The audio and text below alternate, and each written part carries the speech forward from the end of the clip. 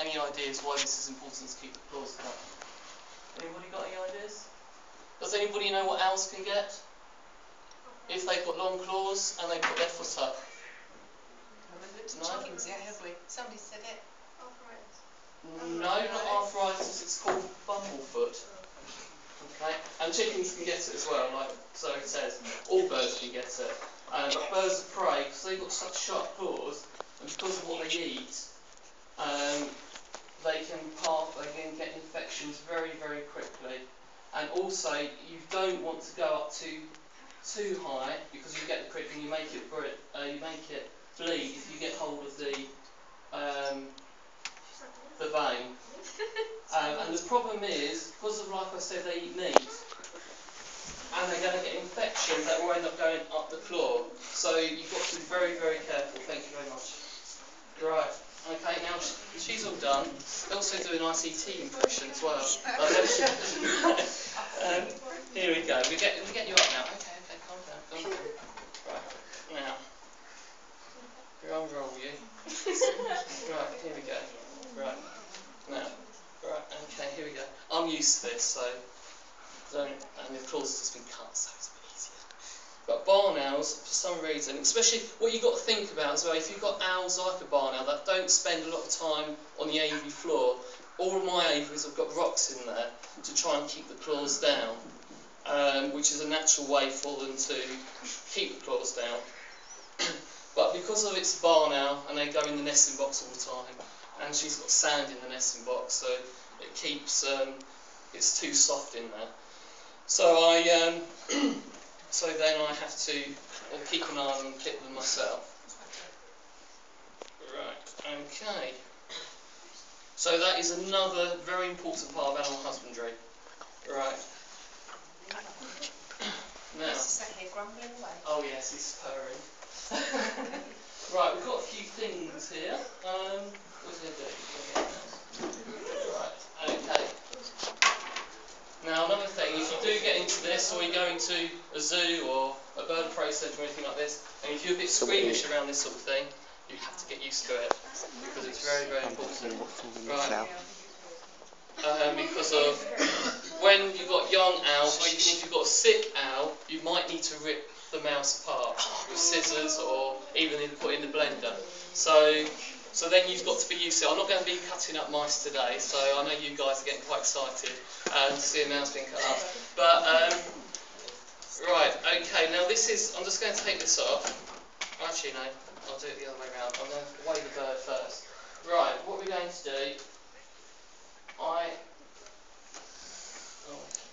We talked a lot about monitoring and recording of weights and growth, so that we can work out exactly what an animal needs to eat. So you've got perfect examples coming up now. Very accurate recording. One thing I did forget to bring was all my recordings for the last year with everything else. I've got so much to bring today, I absolutely forgot about that. Not if any of you would be able to read it, because my handwriting is atrocious.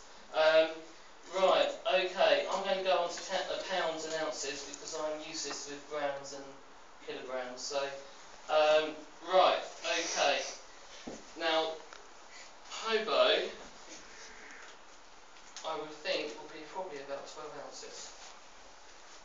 Right, okay. And you can jump on. Now, they're going to be a bit fat at the moment, because it's getting to the winter, and because it's been such a bad year with the weather, raining a lot and everything, I haven't been able to fly and keep them to go back into his box. Right, okay, I'm going to stand around here. Oi, look that way, please. Okay, right, here we go. Right, the best thing is you want to get the swivel out of the way. So if you bring that up, the best thing to do is actually, if you're in a room and you've got the door locked, it's best to take the swivel off and everything, and just have the gestures on. But I'm just going to hold it up today. But if you do it this way, you don't want to pull on the bird, because then you're going to get an inaccurate weight. So you want to just pull it up just a bit, so the metal isn't being weighed on the swivel. Okay? So you hold that up, and this one is showing that it's 11 ounces and a half. And it's sort of moving around a bit. 1 second. 11 ounces. Right, I'm moving around all sorts, aren't they? Oh. Right, anyway, this is giving you a rough rate. He's at the moment, he's heavier than his flying weight. So at at the moment he's not going to really do much if I had him flying to me for food. He's not really that hungry, i.e., as you can see. And if he ate this mouse, I know roughly these mouses are about 2 ounces, usually. I think the day-old chick is about 1.5 ounces. So if she ate a chick now, she would put on about another, oh, that's 1 ounce. I've got to check these, because these might be inaccurate.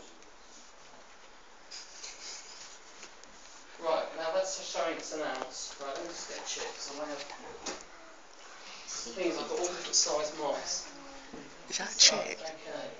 We've got a chick here. Right, okay, the chicken is actually a bit heavier. I thought it was the other way around. Okay, the chick is actually 1 pound and 1/4. So if he ate the chick, he's going to put that on. So the weight is going to go up a bit. With the mice are actually, once it's digested and it goes into the bird, the mice actually contains a lot more fat.